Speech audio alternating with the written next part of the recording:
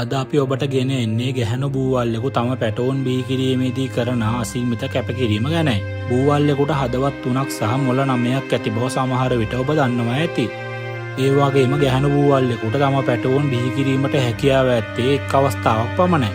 එයට හේතුව නම් එම පැටවුන් බිත්තර වලින් එළියට ආ දිනේදීම එම ගැහැණු බූවල්ලා මිය යාම හේතුවෙනි. මෙම ගැහැණු බූවල්ලෙකු බිත්තර දැමූ පසු එම බිත්තර ලක්ෂ ගානම එකම ස්ථානයක ඉඳන් ආරක්ෂා කරනු ලබනවා. අඩුම තරමේ කෑමක් ගන්නවත් එතනින් හෙළවෙන්නේ නැහැ.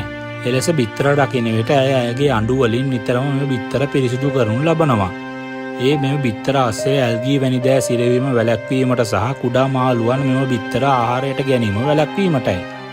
මේ විදිහට ගැහැණු බූවල්ලෙකු මාස 6ක කාලයක් නිරාහාරව මෙම බිත්තර රකින්න ලබනවා. ඒ වගේම තමයි මෙලෙස බිත්තර රකින්න විට මෙම ගැහැණු බූවල්ලා ඒ අසල ඇති වතුර සෙලවීමකට ලක් කරනවා.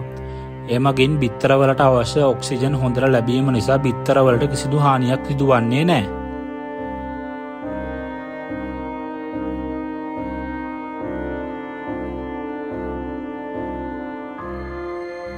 මෙලෙස අසීමිත කැපකිරීමකින් පසුව තම පැටවුන් බිත්තර වලින් එළියට එන විට ඇය ඒ දෙසට වතුර විදීමක් සිදු කරනවා. ඒ තම පැටවුන්ට එළියට යාමට උදව් කිරීමටයි.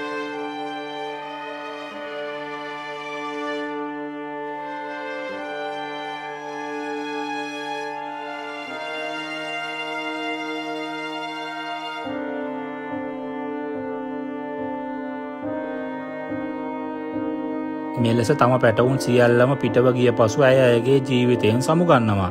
ඒකට හේතුව නම් දිගු කාලයක් තිස්සේ නිරාහාරව සිටීමයි. ඉතින් සත්ව ලෝකයේ උනත් අම්මා කියන්නේ අම්මටමයි නේද?